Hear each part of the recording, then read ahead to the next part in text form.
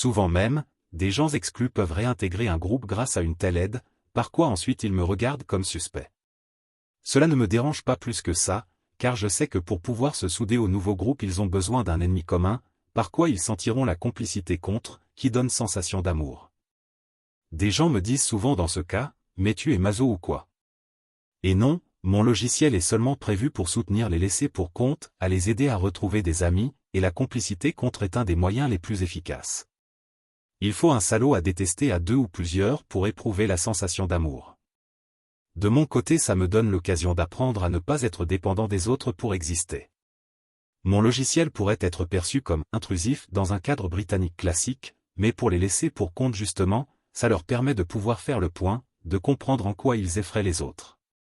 S'il fallait de vrais chrétiens, qui mettent vraiment en pratique ces enseignements, ce logiciel pourrait y correspondre.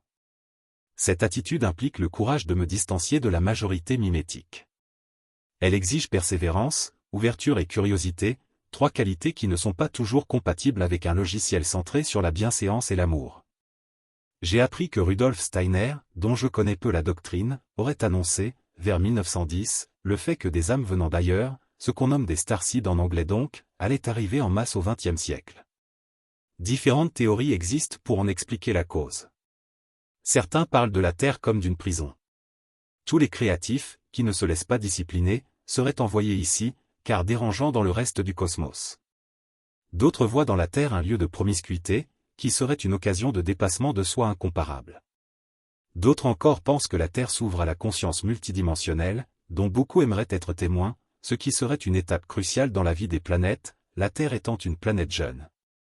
Dans les situations de résolution des problèmes, où on cherche l'efficacité et non la superficialité de l'amour, un logiciel qui cherche la profondeur est à sa place. On gagnera à fuir les fêtes de famille, les situations de convivialité superficielle, les gens qui se disent dans l'amour, dans la courtoisie, et bien sûr Noël et le jour de l'an. On y préférera les réunions studieuses, où des projets sérieux sont préparés, l'élaboration de coopérations solides, sans fioritures ni faux semblants. Bien des gens souvent voudraient me connaître, mais à la première petite différence d'opinion fuient apeurés, croyant que je vais les dévorer. Je ne suis pas plus méchant que ça, mais il est vrai que j'aime les discussions sérieuses. Le rire me fatigue, je le ressens comme une fuite vis-à-vis des choses importantes.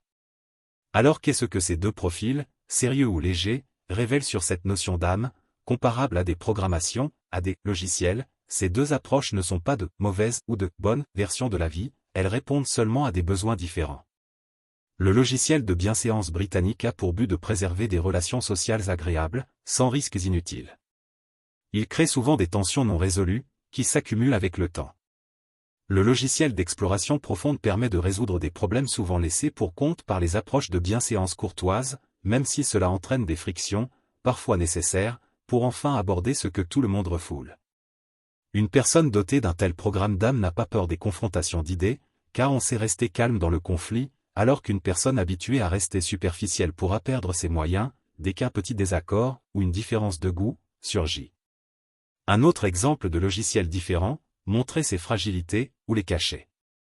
À une époque où je faisais mes études en psychothérapie, en suivant une moi-même en tant que patient, je m'imposais d'être capable de montrer mes fragilités sans en avoir honte, et mes propres profs qui prenaient en théorie cette attitude, mais qui ne l'avaient jamais mise en pratique, étaient désorientés. De l'avis des autres élèves, ils prenaient très mal que je puisse mettre en pratique des théories qu'ils enseignaient, sans jamais pouvoir les réaliser. Je me suis amusé ainsi, pendant longtemps, à les confronter à cette croyance stupide, selon laquelle il aurait suffi de poser une intention, pour qu'elle se réalise d'elle-même, car moi je mettais en place une méthode pour vérifier si ça fonctionnait, et eux assuraient que ça ne servait à rien. Mes recherches en épistémologie, à leur sens, étaient inutiles. Apprendre à savoir vraiment se montrer à nu? Mais il suffisait à leurs yeux de se décréter authentique pour que ça fonctionne. Bien sûr c'étaient de fiefés hypocrites, mais ils se réfugiaient dans le groupe pour s'auto-persuader que la perfidie valait mieux que tout, sans comprendre qu'une telle attitude ne pouvait pas faire d'eux de bons thérapeutes. Mais l'argent primait, pour eux, plus que l'efficacité dans leur métier. Alors que pour moi il fallait mettre en place des méthodes de vérification des résultats, mes profs, voyant que je réalisais vraiment ce qu'ils enseignaient, finissaient par se dire, entre eux, dans mon dos, quoi, il met en pratique ce qu'on dit qu'il faudrait faire, mais il est complètement fou. Il ne comprend pas qu'il faut l'enseigner mais pas le faire? Il est totalement timbré. Et j'ai pu ainsi voir que le nombre de gens qui mettent en pratique ce qu'ils enseignent est vraiment très rare. J'ai appris à savoir supporter de me laisser regarder dans mes faiblesses, à ne plus avoir peur du regard des autres. Pour bien des gens, parmi ceux qui enseignent qu'il faudrait savoir se montrer à nu sans le faire, celui qui le fait vraiment n'est pas perçu comme authentique, mais comme orgueilleux, il a l'orgueil de faire ce qu'on dit qu'il faudrait faire. Voilà comment les gens qui ne mettent pas en pratique ce qu'ils enseignent raisonnent, quand ils sont surpris à voir des élèves qui réalisent vraiment leurs enseignements. Ils ne les applaudissent pas mais voient en eux soit des prétentieux, soit des masochistes, qui aimeraient qu'on se moque d'eux.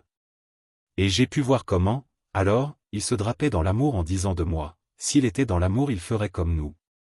Leur logiciel est donc l'amour qui consiste à enseigner des choses qu'on ne réalise pas, et le justifier en disant qu'en prônant la tolérance à l'égard de qui ne met pas en pratique ce qu'il prône, ça signe l'amour.